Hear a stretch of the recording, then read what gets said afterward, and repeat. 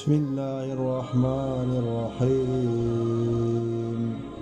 Allahumma salli ala Sayyidina Muhammad wa ala ali Sayyidina Muhammad.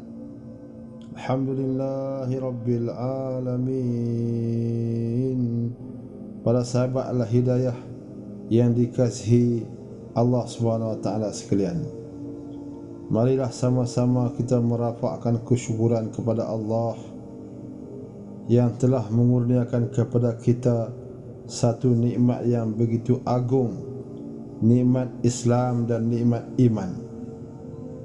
Adapun perjalanan kita ini adalah merupakan satu ketentuan yang sangat penting untuk kita berusaha dan berikhtiar sedaya upaya mungkin agar kehidupan kita ini dipenuhi dengan perbekalan-perbekalan yang sesempurna mungkin bagi tujuan perjalanan kita yang seterusnya, iaitulah perjalanan pada kehidupan yang sebenar di kehidupan akhirat selepas hari kematian kita di dunia ini. Maka demikian itu, di dalam membuat sesuatu keputusan, maka kita perlulah berfikiran dengan matang, terbuka dan mendahului kepentingan agama di dalam membuat keputusan tersebut. Antara tanda-tanda seseorang itu sudah matang dalam kehidupannya ialah: pertama, dia telah berhenti menilai dan menghukum orang lain, tetapi fokus untuk merubah diri sendiri.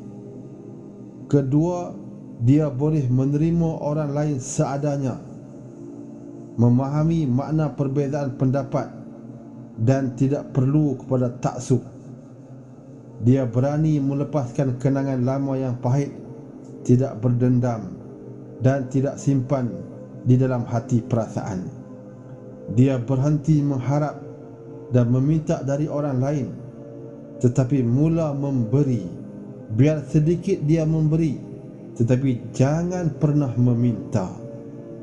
Dia melakukan sesuatu hanya untuk mendapat ikhlas, melakukan sesuatu bukan untuk mendapat nilaian, pujian dan pengiktirafan orang lain. Tidak tersinggung bila dikeji, dikutuk dan dihina orang. Dia berhenti menunjuk kepandaian, kehebatan dan mula mengakui kepandaian, kebaikan dan kehebatan orang lain. Dia berhenti membandingkan nasib kita dengan nasib orang lain. Dia membandingkan nasib diri kita yang semalam.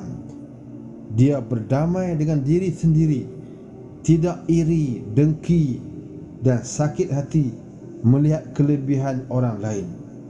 Dia boleh bezakan kehendak dan keperluan, lalu mengutamakan keperluan dari kehendak.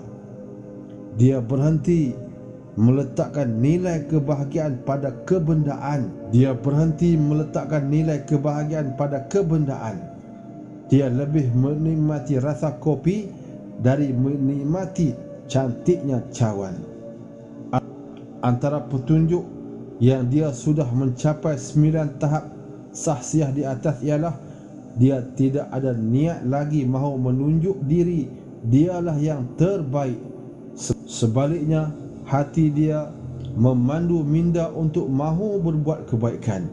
Niatnya mahu berkasih sayang dan beramal kebajikan. Adapun Rasulullah SAW telah bersabda, Allah SWT tidak lagi memberi alasan bagi siapa yang telah dipanjangkan umurnya hingga 50 sampai 70 tahun.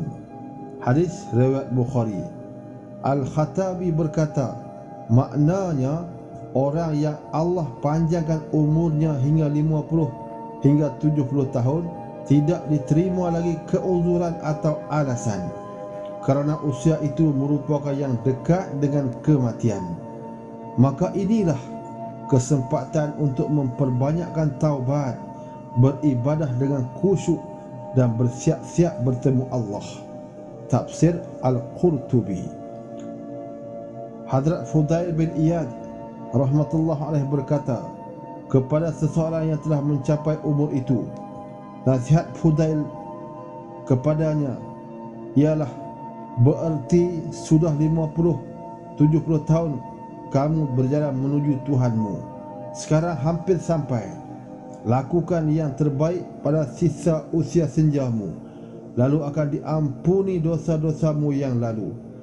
Tapi jika engkau masih berbuat dosa di usia senjamu, kamu pasti dihukum akibat dosa masa lalu dan masa kini sekaligus. Maka para alim ulama memberi nasihat cara menjalani umur yang sudah mencapai 55 hingga 70 tahun. Pertama, jangan berlebihan berhias, bersolek dan berpakaian. Jangan berlebihan makan, minum dan berbelanja barang yang kurang diperlukan untuk mengerjakan amal soleh. Jangan berkawan dengan orang yang tidak menambah iman, ilmu dan amal. Jangan gelisah, berkeluh kesah dan kesal dengan kehidupan sehari-hari. Selalu penuhi diri dengan rasa hidup, banyak bersabar dan bersyukur. Perbanyakkan doa mengharap keridaan Allah agar husnul khatimah dan dijauhkan dari su'ul khatimah. Tambahkan ilmu agama, perbanyak mengingatkan kematian dan bersiap menghadapinya. Siapkan wasiat dan lakukan pembahagian harta. Kerapkan menjalin silaturahim dan merapatkan hubungan yang renggang sebelumnya. Minta maaf dan berbuat baik terhadap pihak yang pernah dizalimi.